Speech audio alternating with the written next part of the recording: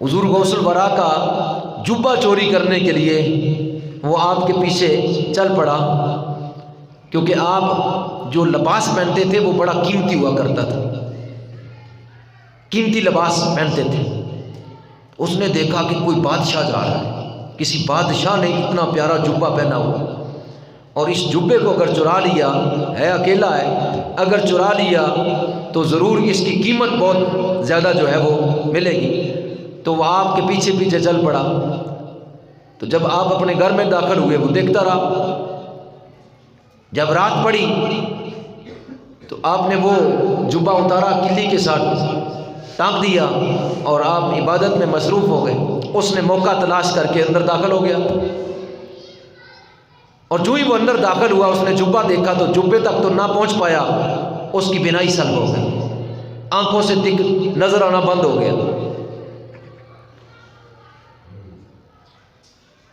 تو اب وہ سوچ رہا ہے کہ میری آنکھوں کی بینائی سلب ہو گئی ہے، اب میں کیا کروں، نہ پیچھے جانے جوگا نہ آگے جانے جوگا۔ یہی کیفیت تھی کہ آدھی رات کسی نے غوث اعظم کے دروازے پر دستک دی۔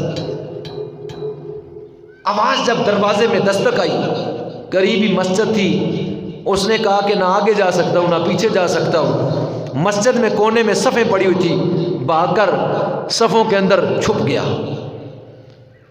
کہ کوئی آ رہا ہے، میرا پردہ نہ فاش ہو جائے، مجھے دیکھ نہ لے۔ تو جس وقت وہ ان میں چھپ گیا صفوں میں، آنے والے نے آ کر کہا کہ فلاں علاقے کا ابدال اس کا انتقال ہو گیا ہے، تو لہذا وہاں ابدالی کے تقرر کے لیے آیا ہوں، ابدالی وہاں ابدال چاہیے۔ وہ آنے والا شخص کون تھا جس نے آ کے دروازہ کھٹکایا تھا؟ وہ حضرت سیدنا خضر علیہ السلام تھے، سیدنا خضر علیہ السلام تھے، جنہوں نے آ کر غوث اعظم رضی اللہ تعالی عنہ کا دروازہ کھٹکایا۔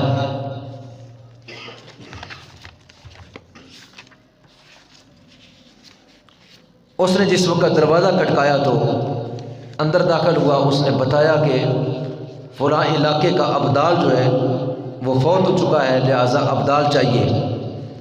آپ نے فرمایا صبح ہو جاتی تو صبح آ جاتے اور ابدال کی ڈیوٹی ادھر لگا دیتے۔ اس نے کہا آنے والے نے کہ اگر رات میں وہ علاقہ تباہ ہو جاتا، اگر وہ علاقہ تباہ ہو جاتا، کیونکہ ابدال نہیں ہے تو لہٰذا وہ علاقہ تباہ ہو جاتا تو پھر ہم کیا کرتے؟ تو اس لیے جو ہے وہ فوراً آ گیا ہوں کہ اس جگہ پر ابدال تعینات کر دیا جائے۔ آپ نے فرمایا اچھا رات آدھی ہے تو ایسا کرو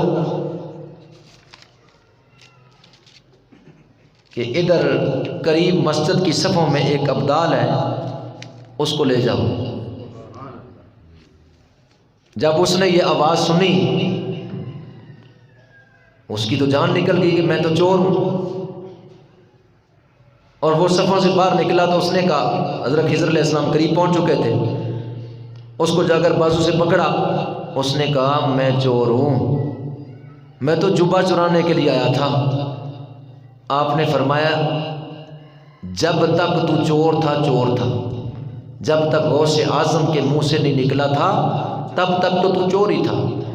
اب کیونکہ پیران پیر شہنشاہ بغداد کی زبان سے نکل گیا ہے کہ ابدال صفوں میں پڑا ہوا ہے، اب تو چور نہیں، اب تو ابدال ہے۔ پکڑ کر خضر علیہ السلام غوث اعظم کے پاس لے گئے۔ آپ نے اس کو دیکھا، اس کی بینائی جو سلب ہوئی تھی اس کو واپس لٹایا اور اس پر روحانی نگاہ دوڑائی اور سینے کے ساتھ لگا کر اس کو وقت کا ابدال بنا دیا، اس کو وقت کا ابدال بنا دیا۔ اسی لیے کہنے والے نے کیا خوب کہا، اس نے کہا بگڑی بنانے والا ہے، روتوں کو ہنسانے والا ہے، غوث ہمارا چوروں کو ابدال بنانے والا ہے۔